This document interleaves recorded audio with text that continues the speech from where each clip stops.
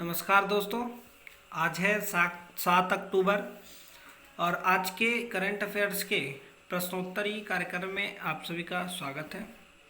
और आज का आपका पहला प्रश्न है कि भारतीय संविधान का अनुच्छेद 129 और 215 निम्नलिखित में से किससे संबंधित है। इसका पहला ऑप्शन है न्यायालय की अवमानना से संबंधित, दूसरा है सांसदों विधायकों की सदस्यता समाप्ति से, तीसरा है लोकसभा विधानसभा के पटासीन अधिकारियों से, या चौथा है भूमि अधिग्रहण से। इसका सही उत्तर होगा ए न्यायालय की अवमानना से। हाल ही में एक मामले की सुनवाई करते वक्त सर्वोच्च न्यायालय ने कहा कि अदालत की अवमानना की शक्ति को विधायी अधिनियम द्वारा भी छीना नहीं जा सकता। इसके बाद से न्यायालय की अवमानना का मुद्दा चर्चा में आ गया। भारत के संविधान के अनुच्छेद 129 और 215 में क्रमशः सुप्रीम कोर्ट और हाई कोर्ट को कोर्ट ऑफ रिकॉर्ड का दर्जा दिया गया है।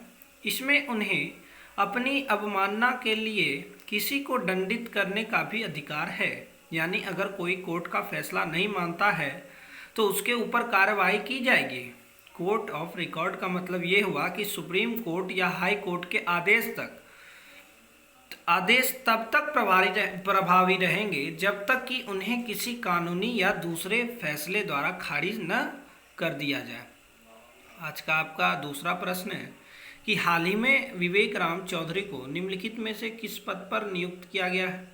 आपका पहला ऑप्शन है सीबीआई प्रमुख के तौर पर, दूसरा है भारतीय वायुसेना में एयर चीफ मार्शल के तौर पर, तीसरा है भारतीय प्रतिस्पर्धा आयोग के अध्यक्ष के तौर पर, और चौथा है संघ लोक सेवा आयोग के अध्यक्ष पर। ठीक है, इसका सही उत्तर होगा भारतीय वायुसेना में एयर चीफ मार्शल के तौर पर। हाल ही में विवेक राम चौधरी को भारतीय वायुसेना चीफ यानी एयर चीफ मार्शल पद पर नियुक्त किया गया है। उन्होंने air chief marshal RKS Bhadauria की जगह ली है। आज का आपका तीसरा प्रश्न है 3D मैपिंग के संबंध में निम्नलिखित में से कौन से कथन सत्य है। आपका पहला कथन है ये एक तकनीक है जिसकी मदद से किसी भी जगह के डिजिटल त्रिविमीय आकृति तैयार की जा सकती है। और दूसरा कथन है हाल ही में बृहन मुंबई नगर पालिका ने मुंबई की पहली 3D मैपिंग तैयार की है। इसका पहला ऑप्शन है ए केवल एक, दूसरा केवल दो, तीसरा केवल 1 2 दोनों, और चौथा इनमें से कोई नहीं। इसका सही उत्तर होगा सी 1 2 दोनों। हाल ही में बृहन मुंबई नगर पालिका यानी BMC ने पहली बार 3D मैपिंग की। बता दें कि 3D या 3 डायमेंशनल मैपिंग एक तकनीक है जिसकी मदद से किसी भी जगह की डिजिटल त्रिविमीय आकृति तैयार की जा सकती है। BMC द्वारा 3D मैपिंग के लिए भू-स्थानिक टेक्नोलॉजी का इस्तेमाल किया गया।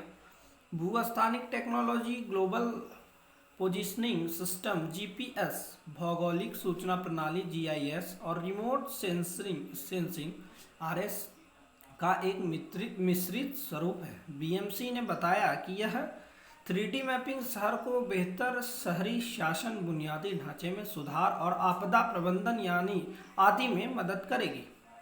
आज का आपका चौथा प्रश्न है कि स्वापक औषधि और मन प्रभावी पदार्थ अधिनियम 1985 के बारे में निम्नलिखित में से कौन सा कथन सत्य है। आपका पहला कथन है यह कानून संविधान के अनुच्छेद 44 के उद्देश्य को पूरा करने के लिए लाया गया है। और दूसरा कथन है इसी के तहत नारकोटिक्स कंट्रोल ब्यूरो का गठन किया गया है। इसका पहला ऑप्शन है केवल एक, दूसरा ऑप्शन है केवल दो, तीसरा ऑप्शन है 1 2 दोनों, और चौथा ऑप्शन है इनमें से कोई नहीं। मतलब कौन सा कथन आपका सत्य है। इसका सही उत्तर होगा केवल 2। हाल ही में मशहूर अभिनेता शाहरुख खान के बेटे आर्यन खान को कथित तौर पर ड्रग्स लेने का दोषी पाया गया है। हालांकि अभी मामले की जांच चल रही है। बता दें कि भारतीय संविधान के अनुच्छेद 47 में स्वास्थ्य के लिए नुकसानदायक नशीली दवाएं, मदिरा, ड्रग्स के औषधि उपयोग से इतर उपयोग पर प्रतिबंध की बात कही गई। इसके अलावा संसद ने ड्रग्स पर लगाम लगाने के मकसद से स्वापक औषधि और मन प्रभावी पदार्थ अधिनियम 1985 नाम का एक कानून बनाया है। इसी कानून के तहत नारकोटिक्स कंट्रोल ब्यूरो नाम का एक संगठन भी बनाया गया है। इसका मकसद मादक पदार्थों की स्मगलिंग या उसे गैर कानूनी उपयोग पर रोक लगाना है। आज का आपका 5वां प्रश्न है कि राइट लाइवलीहुड अवार्ड से संबंधित निम्नलिखित में से कौन सा कथन सत्य है। इसका पहला ऑप्शन है, यह पुरस्कार दुनिया की समस्याओं को हल करने वाले लोगों को दिया जाता है। दूसरा है, इसे वैकल्पिक नोबेल पुरस्कार भी कहा जाता है। तीसरा है, साल 2021 के लिए यह पुरस्कार legal initiative for forest and environment को दिया गया है। और चौथा, यह भारत के राष्ट्रपति द्वारा प्रदान किया जाता है। इसका सही उत्तर होगा, यह भारत के राष्ट्रपति द्वारा प्रदान किया जाता है। राइट लाइवलीहुड अवार्ड वैश्विक समस्याओं को हल करने वाले लोगों को दिया जाता है। इसके तहत विजेताओं को 1 मिलियन स्वीडिश क्राउन और लॉर्टेट्स दिया जाता है। इस पुरस्कार को स्वीडन के वैकल्पिक नोबेल पुरस्कार के रूप में भी जाना जाता है।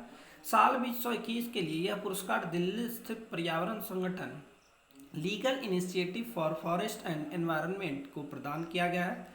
लाइव को यह पुरस्कार संवेदनशील समुदायों की आजीविका की रक्षा करने और स्वच्छ पर्यावरण के अधिकार का दावा करने के लिए दिया गया है। आज का आपका 6ठा प्रश्न है कि राष्ट्रीय एकता और राष्ट्रीय योगदान के लिए लोकप्रिय गोपीनाथ बोरदोलोई पुरस्कार किस राज्य द्वारा प्रदान किया जाता है। आपका पहला ऑप्शन है महाराष्ट्र, दूसरा उड़ीसा, तीसरा असम और चौथा तमिलनाडु। इसका सही उत्तर होगा सी, असम। लोकप्रिय गोपीनाथ बोरदोलोई पुरस्कार राष्ट्रीय एकता और राष्ट्रीय योगदान के लिए असम सरकार का सर्वोच्च नागरिक पुरस्कार है। गोपीनाथ बोरदोलोई एक स्वतंत्रता सेनानी, स्वतंत्रता के बाद असम के पहले मुख्यमंत्री और भारत रत्न से सम्मानित थे। इस पुरस्कार में 5 लाख रुपये का पुरस्कार, एक प्रशस्ति पत्र और एक अंग वस्त्रम दिया जाता है। इस वर्ष का पुरस्कार उपराष्ट्रपति एम वेंकैया नायडू द्वारा प्रदान किया गया।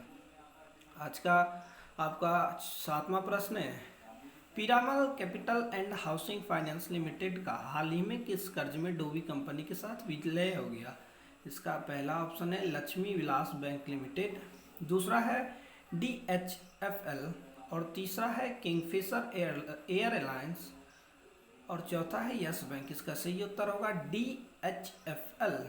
Piramal capital and housing finance limited Piramal enterprises की एक सहायक कंपनी ने DHFL के लेनदारों को 34,250 करोड़ रुपयों की राशि का भुगतान करने के बाद खुद को कर्ज में डूबी दीवान हाउसिंग फाइनेंस लिमिटेड के साथ विलय कर लिया। दिवालियापन संहिता IBC के तहत समाधान योजना के अनुसार प्रक्रिया 30 सितंबर 2021 को पूरी तरह से पूरी हो गई थी। आज का आपका 8वां प्रश्न है, उस चक्रवात का नाम क्या है जो ओमान से टकराकर और चक्रवात गुलाब का वंशज है। इसका पहला ऑप्शन है शाहीन, दूसरा फकीटा, तीसरा गुलमुहरी, चौथा तेज। इसका सही होगा उत्तर होगा शाहीन। उष्णकटिबंधीय चक्रवात शाहीन ओमान के तट से टकराया है और इस क्षेत्र में मानव और भौतिक क्षति हुई है। यह चक्रवात गुलाब चक्रवात की संतान है जिसका सितंबर 2021 के अंत में भारत के पूर्वी तट पर विनाशकारी प्रभाव पड़ा था। गुजरात के ऊपर कम दबाव वाले क्षेत्र के साथ चक्रवात गुलाब के अवशेष ने नया चक्रवात शाहीन बनाने की ताकत हासिल कर ली थी। आज का आपका 9वां प्रश्न है, कौन सा संगठन आवश्यक दवाओं की मॉडल सूची प्रकाशित करता है। इसका पहला ऑप्शन है एम्स, दूसरा IMA, तीसरा WHO, चौथा FAO। इसका सही उत्तर होगा WHO। विश्व स्वास्थ्य संगठन ने हाल ही में बच्चों के लिए आवश्यक दवाओं और आवश्यक दवाओं की मॉडल सूची का नवीनतम संस्करण प्रकाशित किया है। नई सूची में मधुमेह और कैंसर के उपचार तक पहुंच को प्राथमिकता दी गई है। सूची में उन लोगों की सहायता के लिए नई दवाएं शामिल है जो धूम्रपान छोड़ना चाहते हैं और गंभीर जीवाणु और फंगल संक्रमण के इलाज के लिए नए एंटी माइक्रोबायल्स शामिल हैं। आज का आपका 10वां प्रश्न है, DNRLM योजना किस मंत्रालय द्वारा लागू की गई है? इसका पहला ऑप्शन है आवास और शहरी मामलों के मंत्रालय, दूसरा ऑप्शन है कृषि मंत्रालय, तीसरा ऑप्शन है महिला और बाल विकास मंत्रालय और चौथा ऑप्शन है ग्रामीण विकास मंत्रालय। इसका सही उत्तर होगा ग्रामीण विकास मंत्रालय। दीनदयाल अंत्योदय योजना राष्ट्रीय ग्रामीण आजीविका मिशन वर्ष 2021 में केंद्रीय ग्रामीण विकास मंत्रालय द्वारा शुरू की गई एक प्रमुख योजना है जो ग्रामीण गरीबों के लिए एक संस्थागत मंच बनाती है और उनकी आजीविका को बढ़ाती है। इस योजना के तहत हाल ही में 50,000 महिला SHG सदस्यों को BC सखी के रूप में राष्ट्र को समर्पित किया गया, जो हर ग्राम पंचायत में घर घर सेवाएं प्रदान करेगी। आज के लिए इतना ही, धन्यवाद।